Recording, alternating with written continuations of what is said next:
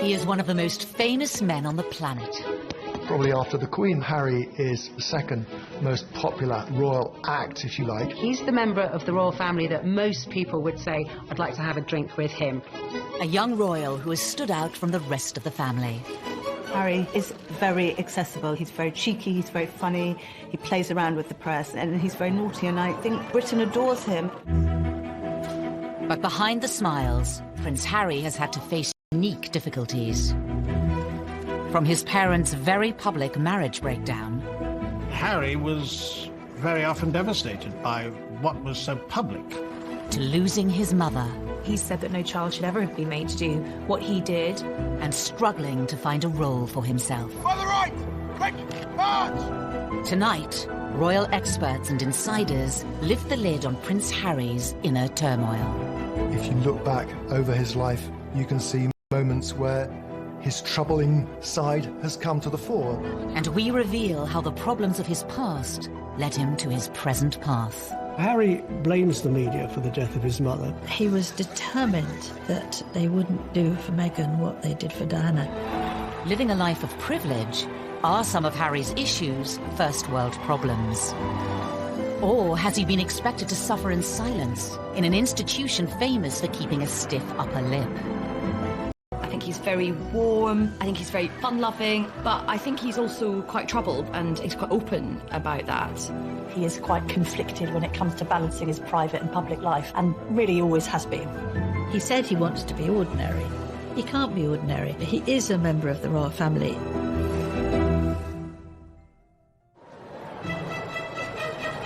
The 15th of September, 1984. The nation was at fever pitch for the birth of Prince Charles and Princess Diana's second child.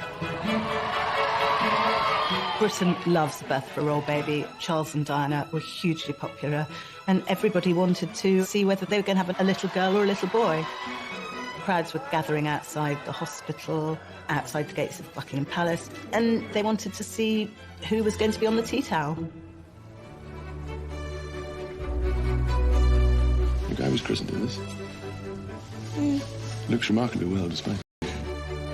From the beginning, the spotlight was on the young Prince Harry.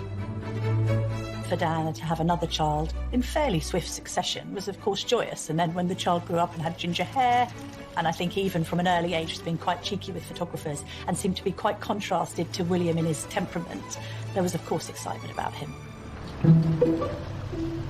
When it comes to dealing with the press, hung out at the press totally endeared him to the public because people thought, here is a royal who's not one of the sort of stuffed shirt automatons. Here's a royal who seems to have a lot of personality, even as a little child. Some labelled it as cheeky, some as rude. Those people thought it was delightful.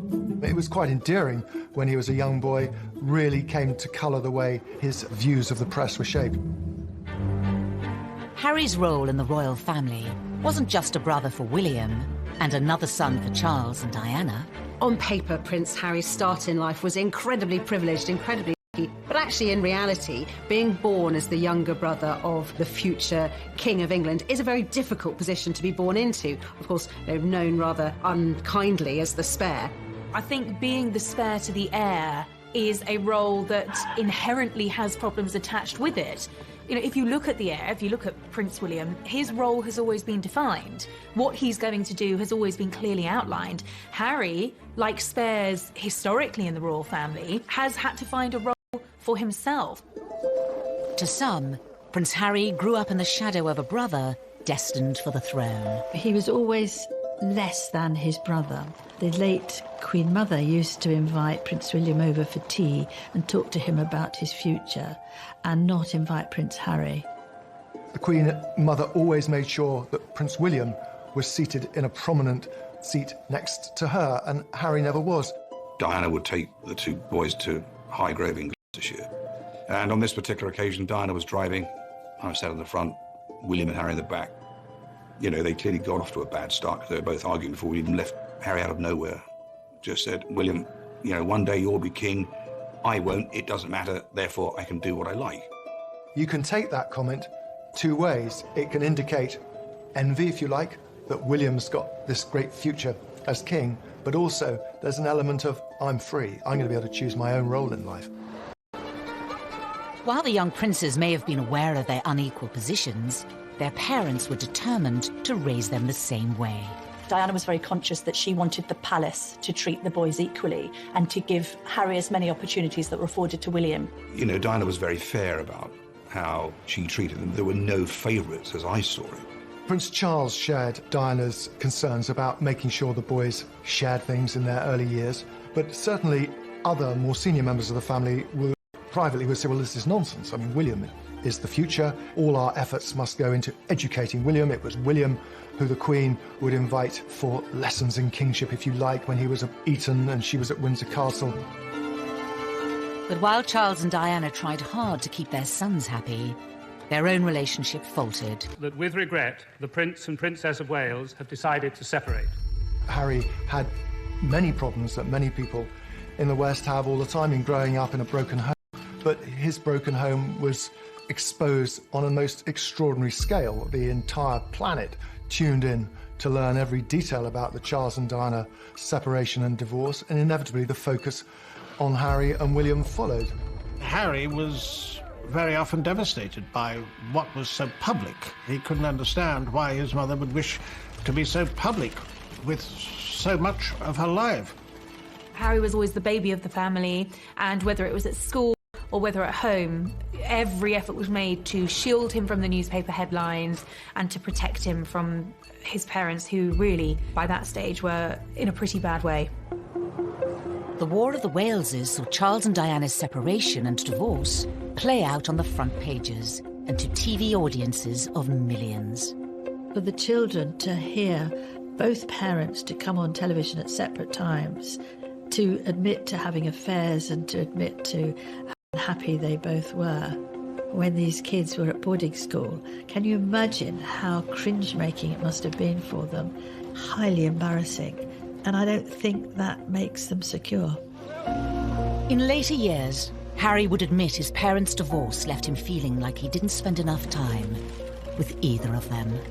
I think Harry found it quite difficult kind of being shared between parents and spending some time at Kensington Palace with Princess Diana and then going to Clarence House and then to Highgrove, his father's property in Gloucestershire. In this sense that he didn't really have a permanent home was difficult for him. The divorce was finalised in 1996. A year later came a far bigger blow for the royals, and especially for Harry, at the age of just 12. We have reports from Paris that Diana, Princess of Wales, has been killed in a car accident. Harry really did feel the loss of his mother. Being the youngest, he was, as much as William was close to his mother, he was probably a little bit closer.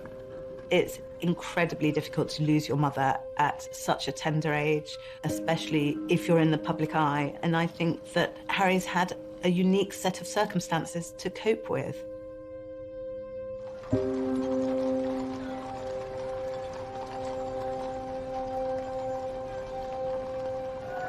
Less than a week after Diana died, her funeral was watched around the world by around 2.5 billion people.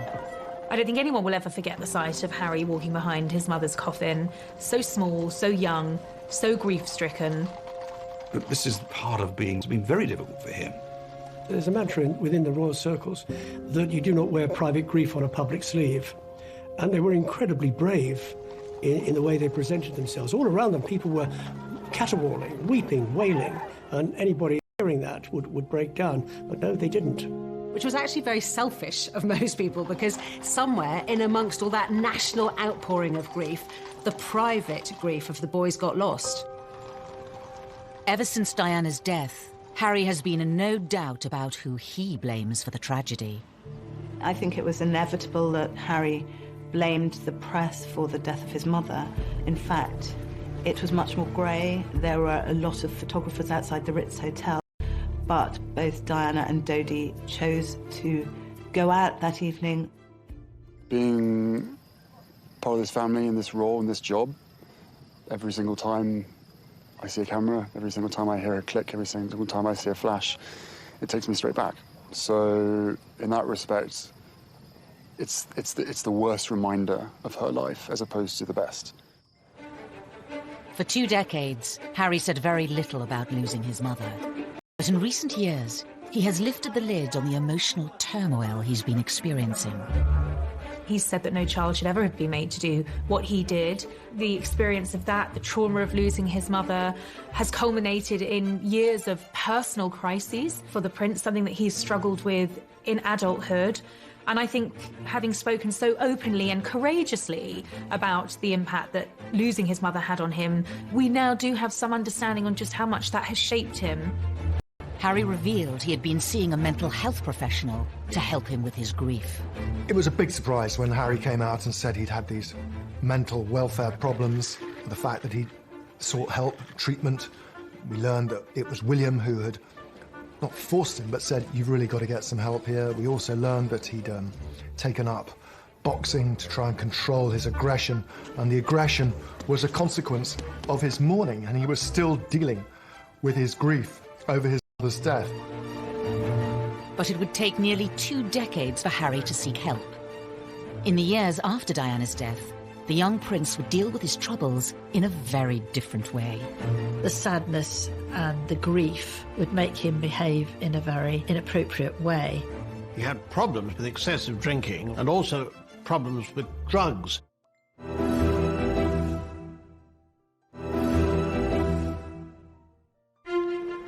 By the early 2000s, Prince Harry was privately mourning the loss of his mother. Prince Harry told me that for years he buried his head in the sand, and he did this from quite an early age. But in public, he was gaining a reputation. The party prince, the playboy prince, the hard-drinking prince. The first time I ever met Prince Harry, he was at a nightclub. It was the year of his A-levels. He was meant to be at home revising, and he was at the Kensington Roof Gardens, knocking back vodka shots, smoking Marlboro Lights, surrounded by a group of gorgeous blondes. That was Prince Harry. Harry's wilder side had emerged even before reaching his A-levels. A newspaper had been passed details about Harry drinking, being involved in lock-ins in local pubs, and smoking cannabis on occasions too.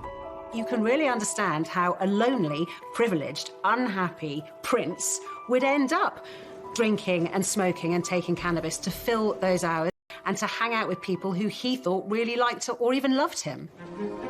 16-year-old Harry was made to visit a drug rehabilitation clinic by Prince Charles to educate him on what could happen if he didn't change his ways. But just a few years later, it wasn't country pubs Harry was visiting.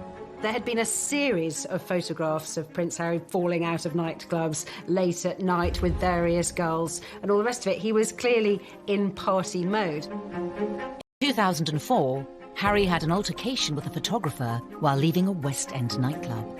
There are two sides to that story. On one hand, the photographer saying that Harry lunged at him, possibly after a few beers, and the palace saying that the photographer had knocked him with his camera. Was this kind of behaviour just part of growing up? Or did his troubles run deeper? Harry's naughtiness was sometimes just boyish, but other times was really a symptom of his deep grief. It was outlets for his despair, I think. Everything he did was always going to be examined with microscopic detail. He couldn't, in other words, get away with the kind of things that many of his teenage friends could.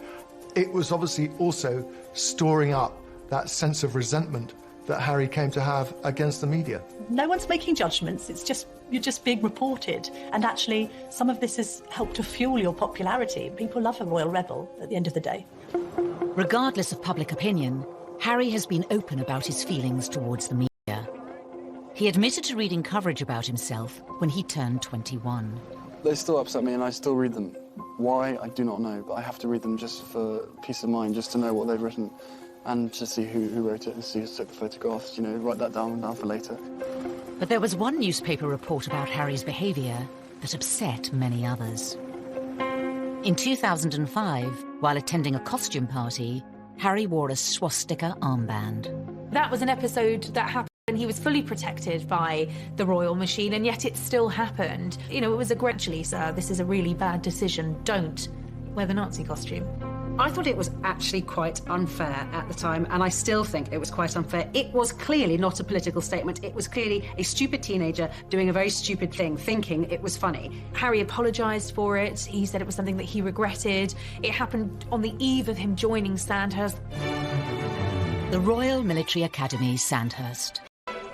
In May 2005, Harry spent nearly a year here, training to be an officer cadet in the army. Something he'd wanted for a long time. One of the things that we saw very much with Harry growing up was the fact that he absolutely adored the military. I remember him as a 5-year-old strutting up and down the road at Kensington Palace in army fatigues. Harry excelled in his training and was commissioned as an army officer in April 2006. I think Harry found purpose in the army. I think he found safety in the army, ironically, because of course it wasn't safe, but I think he found emotional safety in the army. The army allowed Harry to feel normal. That's what he wanted. It's completely normal. It's as normal as it's going to get. I'm one of the guys. I don't get treated any differently. Even though Harry felt normal in the army, the rest of the world couldn't forget he was a royal. And that brought problems. When he was told he couldn't serve on the front line, he was absolutely furious and wanted to be treated like any other soldier. I have decided today that Prince Harry will not deploy as a troop leader with his squadron. There was a U-turn on a decision to deploy Harry to Iraq in 2007 over safety fears. I joined the army unless I thought I was going to. Simple as that. If they said no, you can't go front line, then I wouldn't drag my sorry ass through Sandhurst, and I wouldn't be where I am now, because the last thing I want to do is have my soldiers sent away to Iraq or wherever like that, and for me to be held back home twiddling my thumbs thinking, well, what about David, what about Derek? At that time, everyone else was going to Iraq, and he felt he should too, and it was enormously frustrating for him. Eventually, Harry was allowed to serve in combat zones. In 2008, it was revealed that he had been deployed to Afghanistan. The day he flew out, he was ecstatic, really. He said that being in theatre in Afghanistan, you know, something that most people would find frankly terrifying, was as normal as he was ever going to get, and he loved it for that reason. But his time on active duty was short-lived. A media blackout was imposed on Harry's posting for his protection until an Australian magazine revealed where he was, and he was forced to leave. He'd had his opportunity in Afghanistan cut short. He could see which way the wind was blowing. It was unlikely he'd get another retraining to become a very competent Apache helicopter pilot, and this allowed him to have a second bite at the cherry and to go back out there. On his second deployment, the media were allowed much more access to Harry. Not that he was happy about it. And so what do you think the public perception of Harry is? I don't know, it fluctuates. It depends on what the media want to write, I suppose. I mean, you know, I'm out here doing a job and I really enjoy it. I never wanted you guys to be out, but there was an agreement made to invite you out on the deal that the media didn't speculate before my deployment. That's the only reason you guys are out here. Harry may not have wanted the cameras there, but it did give the world a chance to see him in his element. If you speak to anybody in the military, they will always say he was absolutely fantastic. Being dragged away from my guys, I think it was all done, it wasn't done in the wrong way, but it was just...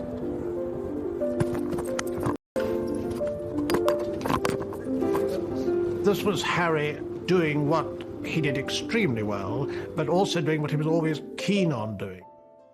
In January 2013, Harry returned to the UK after a successful deployment, but there were questions over what was next for him. Because of who he was, it was no longer possible for him to pursue that career. And then what happens? He's left really without a job, without a purpose. He was doing something he felt comfortable with. The army, and anybody who has made a career in the army would tell you military is family, and he felt at home. There was camaraderie. And by the time he got out, he was a little bit lost because he really didn't know what to do, and that winds back to the spare. There is no defined role for that spare. Because he certainly wouldn't contemplate an army desk job. He's not the type of person who would fit in to that, and therefore there was a huge question mark, what would he do next?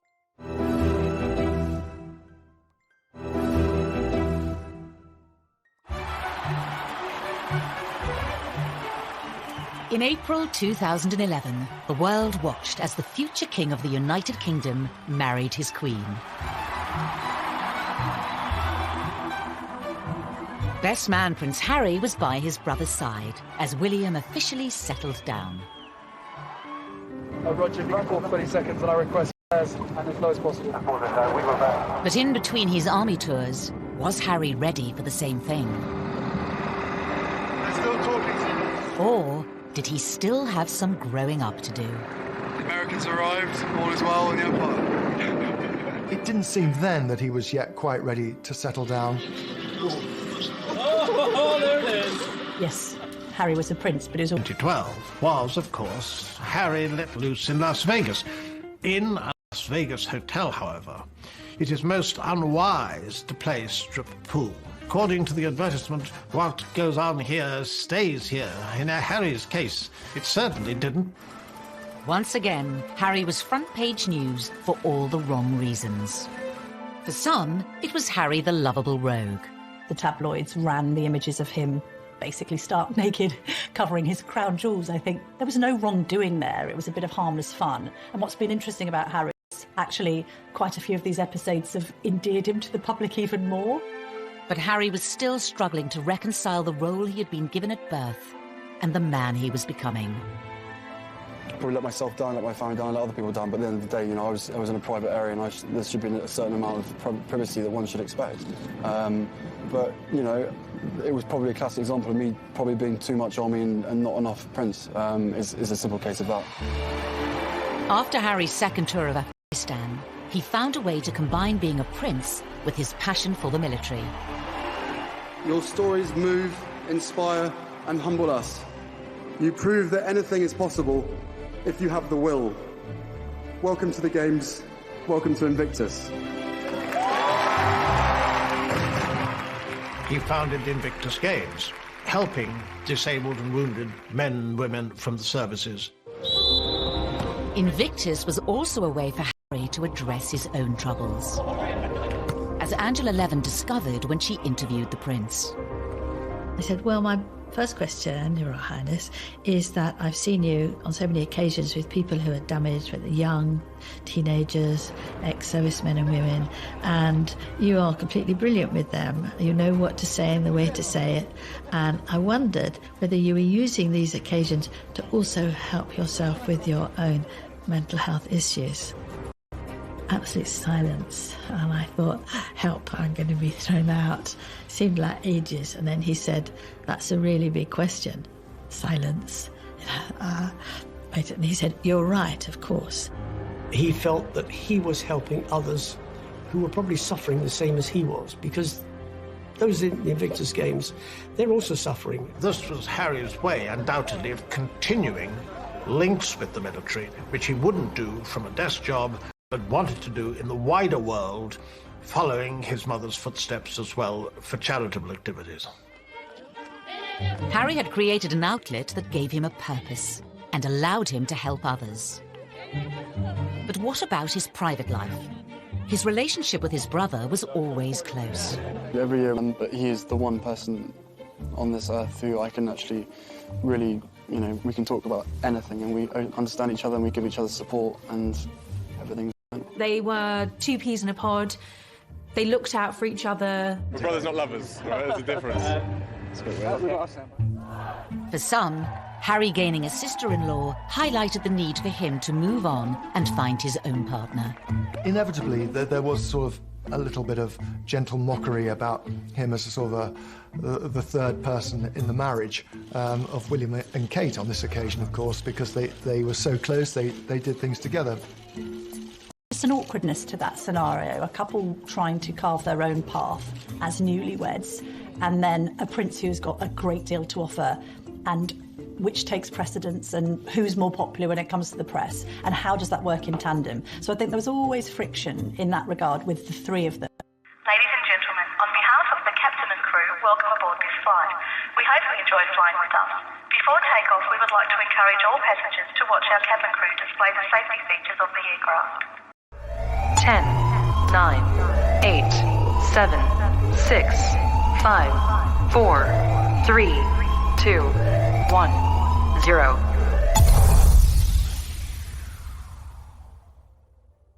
Welcome to the club.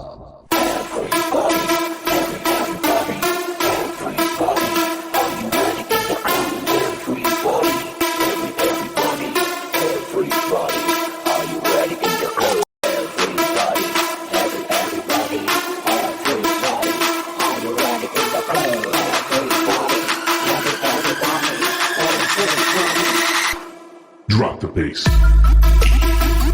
I think what changed things for Harry was William having his own children, and Harry looking on at Kensington Palace where they were neighbours and thinking that he probably wanted that for himself. It's fantastic to have another addition to the family. I only hope my brother knows how expensive my sitting charges are. It was always inevitable that Harry was going to want to live his own life. Put some effort in. It's the wizard, never the wand. But for Harry, finding a princess of his own would prove difficult. The first love, Chelsea Davy, the girl that he met in South Africa, who he fell head over heels in love with, she had 8 years to look into the goldfish bowl of royalty and to realise absolutely this wasn't the life for her. He lost Chelsea because she didn't like to be in the spotlight.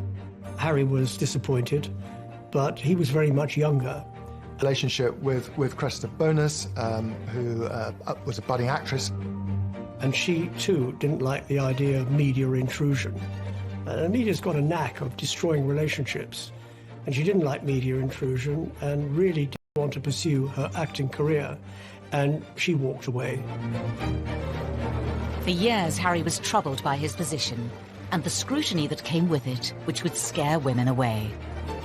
It's quite sad when he's one of the world's most eligible bachelors, and at the same time not seeming to be able to find somebody who will take on the job of being in the public eye. There is this sense that they loved him but didn't love the idea of being royal. Meghan Markle entered Harry's life, offering him a genuine chance at happiness.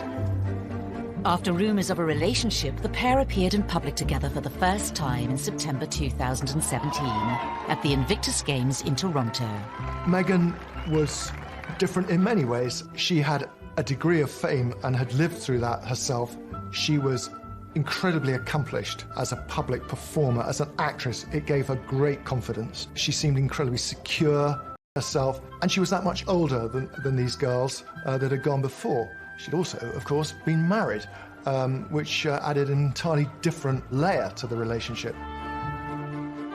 Good grief, you know, Prince Harry is punching above his weight here. There's this amazingly glamorous American actress. When I walked into that room and saw her, and there she was sitting there, I was like, OK, well, I'm going to have to up my game. It was almost as if she was a ready-made royal, and therefore a perfect fit for him. In this strong, striking, confident woman, there was actually someone who was very capable of handling the pressure and the scrutiny of being in the public eye. That was something that neither of his two girlfriends had been willing to take on. But the scrutiny would soon affect Prince Harry and his new girlfriend. He issued an unprecedented statement saying, Meghan Markle has been subject to a wave of abuse and harassment. I did not have any understanding of just what it would be like. I don't think either of us did that. We both said that, even though we knew that it would be. Yeah, I tried to warn you as much as possible, but I think both of us were totally surprised by the reaction after the first 5-6 months when we had to ourselves. You could see that the old thorny issue of Harry's relationship with the press was raising its head again. Quite a lot of the press was very, very charged about her background, headlines like kind of straight out of Compton and all of this kind of thing. There was quite an unpleasant tinge to it. There has been some very negative publicity. Not everything that was troubling Prince Harry was in print or written by journalists. Horrible, horrible stuff on social media, and I'm sure they weren't scrolling through it all the time, but you will see this stuff. You know, they're modern young royals. Of course they're going to be on social media. This time, though, the relationship survived. Harry asked Meghan to marry him. What were we doing? Just roasting chicken and having Trying to roast chicken. Trying to roast a chicken, and it was just an amazing surprise. It was so sweet and natural and very romantic. He got on one knee. Having watched Harry grow up, the public saw this as the moment to put his past behind him. They wanted Harry to be happy. They adored Harry, and they wanted him to be content and find the right person. Well, I think that the country were overwhelmed with happiness for Harry, and it all came back to the little boy at his mother's funeral, And then later his heartbreaking confessions about how upset he'd been and how he'd struggled with demons for years, coming to terms with the grief of the loss of his mother. And then he should find this remarkable young woman who had such a different background from him, whom he was so clearly in love with. But was this the beginning of a fairy tale, or the start of another difficult chapter for the already troubled prince? Things were said and done in the run-up to the wedding that both sides regret, but had caused irreparable damage.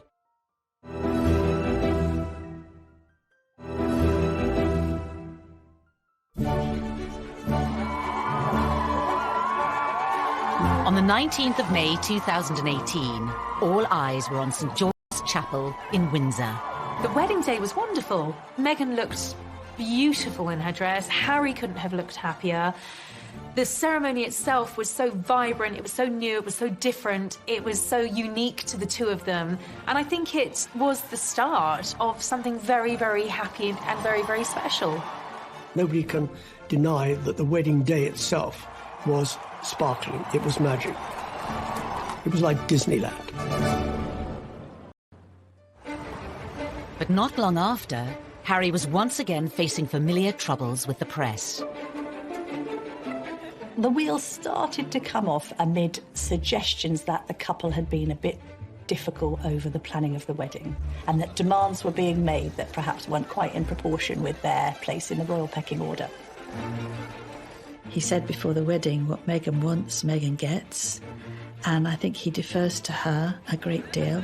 She's a very confident, articulate woman who's done very well for herself, because she's never been a member of the royal family, but she won't be confined by protocol. The level of perceived criticism against Meghan is something many say has had a profound effect on Harry. He saw echoes of what had happened with his own mother and thought, I'm going to speak out about it. And I know a lot of the press were very, very angry about this. So people were saying, how dare he have the temerity to break this code, that you would never, ever complain. But unlike other members of his family, Harry has not always observed the royal code of silence. After the birth of his and Meghan's son Archie, he became even more defiant. I will always protect my family, and now I have a family to protect. Everything that she went through and what happened to her is incredibly raw every single day, and that's not me being paranoid, that's just me not wanting a repeat of the past. And if anybody else knew what I knew, be it a father, be it a husband, be it anyone, you'd probably be doing exactly what I'm doing as well. I think Harry fears that there will be parallels between his own relationship and that of his mother, and he's very keen to protect Meghan and Archie. I mean, I have the two best guys in the world, so I'm really happy. Harry is so protective of Meghan because of his mother and this idea that he doesn't want any other woman in his life going through what Diana went through. The trouble is with that is he has rewritten history somewhat, because although there was undoubtedly a hounding of Diana, there was also a manipulation of the press.